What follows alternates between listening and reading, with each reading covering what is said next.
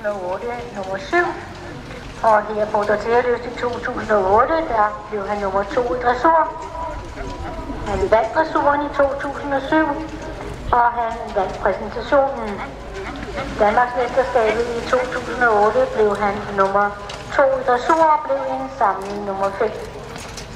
Peter Christian Jespersen er Danmarksmester fra 2002.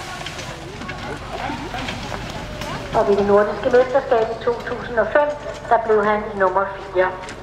Han har kørt en del udenlandske stævner, blandt andet i 2006 i Riesenbæk, hvor han blev nummer 8 i maraton. Ved verdensmesterskabet i 2005 i Salzburg, der blev han nummer 17 på maraton. Han har kørt VM flere gange, i 99, 2001, 2003, 2005 og 2007. Peter Christian Jespersen skriver til dig, tak for et dejligt stævne, og vi vil så også sige tak for ordene.